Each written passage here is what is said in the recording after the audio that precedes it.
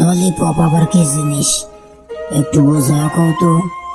তুমি কি বুঝবা বুড়া মানুষ? এই নাও, এটা তোমার জন্য। বাইসা থাকো বাবা, বাইসা থাকো। দোয়া করি তুমি জীবনে অনেক বড় হও, অনেক উন্নতি করো। উফ, এত কথা বলতেছো কেন? এখন চুপচাপ খাও। টেস্টটা কেমন একটু জানতে চাই। খুব টেস্ট। জীবনে এত খাবার খাইছি কিন্তু এত সুস্বাদু ঝালমুড়ি বাপের জন্মেও খাই নাই।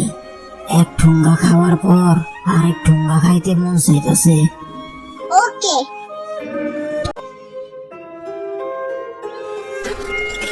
কি সারাদিন আর ক্ষুধাই লাগবে না? হ্যাঁ, তুমি ঠিকই কইছো।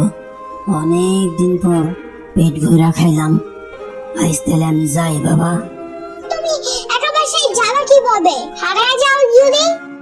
আমার নিয়ে চিন্তা করো না, আমি পথের মানুষ। নিজে পথ ঠিকই চিন্তা নিমু। যেমন করে তোমারে চিনছি, মানে কি? আমি তোমারে বুঝায় কইতাছি। একটা কিছু বোঝানো লাগবে না। এই লো বাবা, আমার পক্ষ থেকে তোমার জন্য এই ছোট্ট উপহার। এটা অনেক কিউট। হাতে নিয়ে নাড়ি চালা করলে ঝুনঝুন শব্দ হয়। হ্যাঁ, ঠিক বলছো। যদি তুমি কখনো কোনো বিপদে পড়ো তাহলে এটা ঘষা দিও। ও আচ্ছা, কিন্তু এটা কিসের? এইটা তোমার সততা আর আদর্শের উপহার। এটা জাদুর প্রদীপ।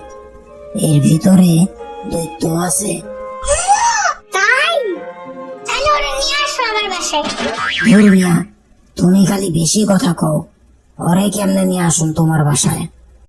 চিতো না, আমি ব্যাপারটা বুঝে বলতেছি। থামো, তোমার আর কিছু বুঝান লাগবো না। এই আমি চললাম। ছোট্ট বন্ধুরা, পার্ট 3 দেখতে চাইলে চ্যানেলটি সাবস্ক্রাইব করে ফেলো।